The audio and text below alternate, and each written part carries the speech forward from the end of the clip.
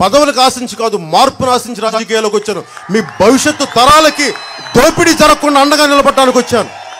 2019 మన భావజాలానికి ఇది ఒక పరీక్షా సమయం. నేను నిలబడటానికి సిద్ధంగా ఉన్నాను. మీరు నిలబడటానికి నాతో పాటు సిద్ధంగా ఉన్నారా? అది మీరు నిర్ణయించుకోండి. కష్టంగా ఉంటుంది, ఆశ కనిపించదు. కానీ ఏదైనా సరే, ఎంత సుదీర్ఘమైన ప్రయాణమైనా సరే ఒక్క అడుగుతోనే మొదలవుతుంది. ఒక్క అడుగు కాదు, 10 అడుగులు వేసాం ఈరోజు దాకా. ఇంకొక అడుగు కలిసి నడుద్దాం.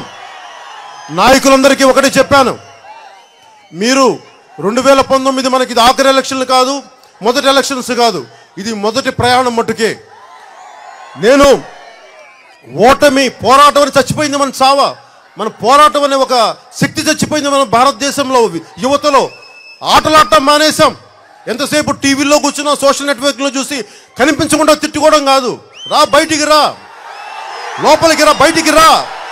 వాట్సాప్లో తిట్టుకోవడాలు కాదు, వాట్సాప్లో కూర్చోబెట్టి మాట అనుకోవడం కాదు. బయటికి రా, బయటికి వచ్చి మాట్లాడు. అప్పుడు తెలుస్తుంది మజా, ఎవరు మన వైపు ఉన్నారు. అంతేగాని కూర్చోబెట్టి మనుషులు టెక్నాలజీ పెరిగే కొద్దీ పలచడైపోయారు. మనుషులు బలహీనలు అయిపోయారు, బలహీన మనస్కులు. ఈ సంక్రాంతి ఎందుకు పెట్టండి? ఈ భోగి మంటలు ఇలాంటి పిరికితనాన్ని కాల్చేద్దాం, అవినీతిని దహిద్దాం. కొత్త మన రైతులను అడగండి, కొత్త పంట అయిపోయే ముందు ఏం చేస్తారు? మొత్తం పాత పంట తెగ్గొసిన తర్వాత మనం ఏం చేస్తారు? మొత్తం అది గడ్డిని తగలబెడతారు. అలాగే మనం కూడా ఒక సరికొత్త వ్యవస్థ 2019కి రావాలంటే పాత వ్యవస్థను సంపూర్ణంగా దహనం చేయాలి. ఈ సంక్రాంతి, ఈ భోగి పాత వ్యవస్థని దహనం చేద్దాం. కష్టంగా ఉంటుంది నేను చెప్పే మాటలు. పెద్దలు భయపడొచ్చు. పెద్దలు చెప్తా ఉన్నాను, మీ అందరూ 50లు 60ల్లో 65ల్లో ఉన్నారు. మీకు నమ్మకం లేకపోవచ్చు మారదని. నేను చెప్తున్నాను, నేను నా ప్రాణాన్ని, నా జీవాన్ని మొత్తం సర్వస్వం ఇవ్వడానికి సిద్ధంగా ఉన్నాను మార్పు కోసం.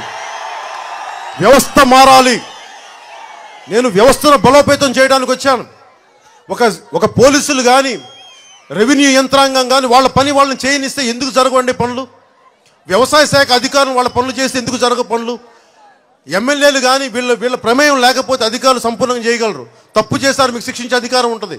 వ్యవస్థని నిర్వీర్యం చేసే పరిస్థితులు కాకుండా వ్యవస్థని బలోపేతం చేయగలిగే అలాంటి ప్రభుత్వాన్ని స్థాపించాలని చెప్పి జనసేన ప్రభుత్వాన్ని నేను కోరుకున్నాను 2019లో. అలాంటి ప్రభుత్వం రావాలని. జనసేన తప్పులు చేసినా చొక్కా పట్టుకొని నిలదీయాలి. మీకు అంత ప్రజాస్వామ్యం, మీకు అంత బలోపేతం కావాలి. పవన్ కళ్యాణ్ తప్పు చేశారు, పవన్ కళ్యాణ్ చొక్కా పట్టుకొని నిలదీసే శక్తి రావాలి మీకు. ఇది నేను కోరుకుంటుంది. జాగో అనే ప్రోగ్రామ్ అనేది ఏం లేదు, ఒక చిన్న కాన్సెప్ట్ అది. ఫేస్బుక్ ఇప్పుడు మనం చేసాం కదా, మనకి జనసేన తరంగం ఎలాంటిదో వచ్చే శివరాత్రి వరకు ఈ శిశిర కాలంలో, ఈ చలికాలంలో టీవీల ముందు కాకుండా, వాట్సాప్లు ఫేస్బుక్ల మీద కాకుండా ఒక 15 మంది 20 మంది కలవండి, ఒక చోట కూర్చోండి.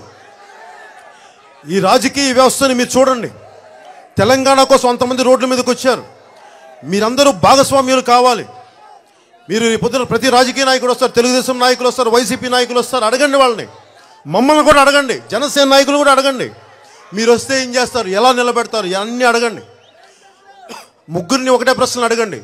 మీకు ఎవరి మీద భరోసా ఉంటే వాళ్ళకి ఓటేయండి. నేనైతే మీరు మాకు భరోసా ఇస్తే, మీరు ఏం భరోసా ఇవ్వకపోతేనే ఈ పోటీ, ఒక్క ఓటు వేయకపోతే నేను ఇంత పని చేస్తున్నాను, ఒక్క ఓటేస్తే కంఠం కోసి ఇచ్చేస్తాను మీకు. అంత బలంగా నిలబడతాం. ఈ జాగో ప్రోగ్రాం ఎలా చేయాలి? ఒక 10 మంది నిలబడండి, పెద్దలను పిలవండి, ఆ స్కూల్ రిటైర్డ్ టీచర్లను పిలవండి, రిటైర్డ్ ఎంప్లాయీస్ని పిలవండి, వాళ్ళ అనుభవాన్ని తీసుకోండి, మాట్లాడండి. మన కాలనీల్లో ఎలా ఉన్నాయో చూడండి. దారి పొడవునా కూర్చోబెట్టి కాలువల పక్కన ఇళ్ళు ఉన్నాయి, కూర్చొని ఏం చేయాలని అడగండి. మాట్లాడుకొని ఎన్ని చూసి దానికి ఒక ఆటపాట అనుకోండి. బోళ్ళంతమంది కళాకారులు. మన ప్యారిస్ లాంటి నగరం ఇది, ఆంధ్ర ప్యారిస్ అంటాం దీన్ని. కళాకారులను రమ్మని చెప్పండి, కలవండి అందరినీ. ఒక ఆటపాటతో దీంట్లో మద్యపానం లేకుండా మటుకు చూసుకోండి. అదొకటి నా విన్నపం. ఎందుకంటే వ్యవస్థని బాగుపరిచే మీటింగ్స్లో మద్యపానం ఉండకూడదు, కాకపోతే మీకు రిఫ్రెష్మెంట్స్ తీసుకోండి తప్ప మద్యపానం లేకుండా మీరు రాజకీయాల గురించి మాట్లాడుకొని మన బాధ్యతల్ని భవిష్యత్తు మన ఓట్ల కోసం అడిగే రాజకీయ నాయకులతో మాట్లాడదామని తెలియజేసుకుంటూ మీ అందరికీ పేరు పేరున ధన్యవాదాలు తెలుపుకుంటూ సెలవు తీసుకున్నాను. జై హింద్. ఈ వీడియోపై మీ విలువైన కామెంట్స్ ని మాతో షేర్ చేసుకోండి. అండ్ ఇంకో విషయం, సబ్స్క్రైబ్ చేయడం మర్చిపోకండి.